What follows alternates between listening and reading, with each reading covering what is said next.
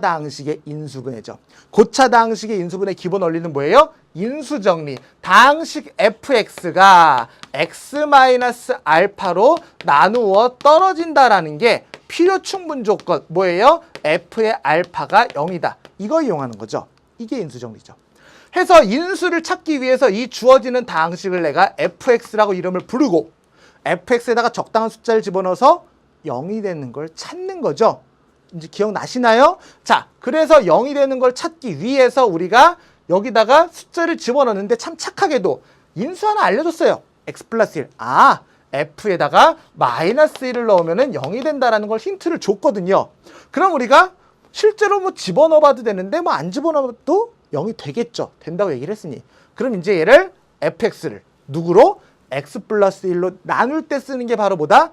조립제법이다. 개수를 쭉 쓰죠. 1에 마이너스 2에 플러스 2에 마이너스 1에 마이너스 2개. 그럼 x 플러스 1로 인수분해 되니까 마이너스를 써주시면 조립제법 1에 곱해주면 마이너스 1에 더해주면 마이너스 3에 곱해주면 플러스 3에 더해주면 플러스 5에 곱해주면 마이너스 5에 더해주면 마이너스 2개 곱해주면 플러스 2개 더해주면 빵!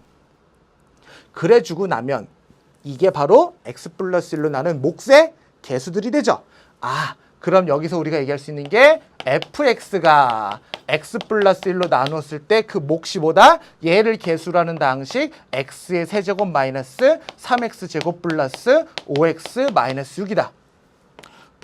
요렇게. 자, 너무 좁게 썼네. 자, 선생님 좀 더 왼쪽에 쓸게요. 다시 쓸게요. fx는 x 플러스 1에다가 곱하기 그리고 x의 세제곱 마이너스 3배 x의 제곱 플러스 5x 마이너스 6 이렇게 되는 거죠. 그럼 여기서 내가 요 다항식을 또 인수분해 해줘야 되죠. 또 인수분해를 해줘야 되죠. 해서 여기다가 적당한 숫자를 집어넣어서 0이 되는 걸 이제 찾아주시면 돼요. 자, 그래서 얘를 내가 누구라고 부르고 gx라고 요 식을 부른다고 하면 g에다가 적당한 숫자를 집어넣어서 0이 되는가? 선생님이 숫자를 한번 넣어봤더니 자, 숫자를 한번 x 자리에다가 2를 넣어볼게요. 그러면은 2를 넣어보게 되면은 8. x에다 2를 집어넣게 되면은 8. 마이너스 4, 3, 12. 플러스 5, 2는 10. 마이너스 6이니까 마이너스 18. 플러스 18. 어라? G2가 얼마가 돼요? 0이 되네요. 아, GX는 뭐로 나눠 떨어진다? X-2로 나눠 떨어진다. 그럼 얘를 또 조립제법 이용해서 나눠보시면 되겠죠. 조립제법 이용해서 나눠보시면 여기에다가 2를 집어넣어주면 1에 곱해주면 2에 더해주면 마이너스 1에 곱해주면 마이너스 2에 더해주면 3에 곱해주면 6에 0. 즉 GX가 인수분해가 뭘로 된다? X-2에 x제곱 마이너스 x 플러스 3으로 인수분해가 된다라는 거죠. 아, 그러면 우리의 fx는 x 플러스 1 곱하기 gx인데 gx가 이렇게 되니까 아, x 마이너스 2에 x의 제곱에 마이너스 x의 플러스 3 이렇게 인수분해가 된다라고 결론이 나는 거죠. 즉 우리가 조립제법을 이용해서 나눗셈을 해주시고 인수정리를 이용해서 인수를 찾고 조립제법을 이용해서 나누는 3차 또는 4차 다항식의 인수분해할 수 있느냐를 물어보는 문제죠.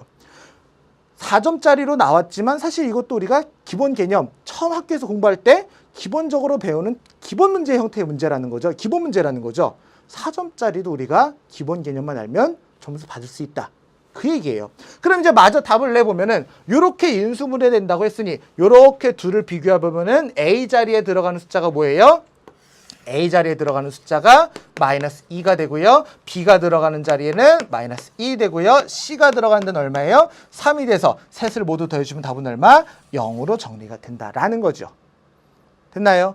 해서 우리가 선생님이 그 초반에 총평 얘기할 때도 했었지만 기본 개념만 알고 있으면은 풀 수 있는 문제들이 있다라는 얘기를 했었죠.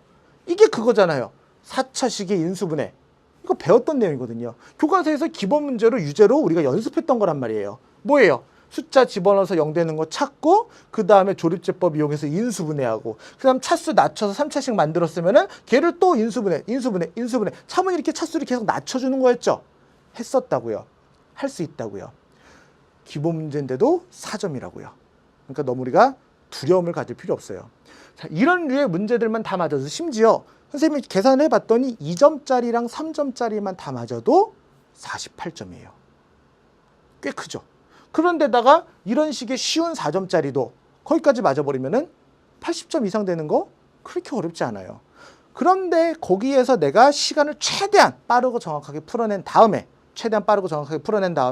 어려운 문제를 투자할 시간을 벌어서 어려운 문제를 막 고민해가지고 해결하는 게 우리가 수능 형태의 문제에 대비하는 방법이 돼요. 그러니까 너무 이렇게 두려움 막 갖고 나는 수학 안 돼요 선생님, 저는 수학 포기할래요.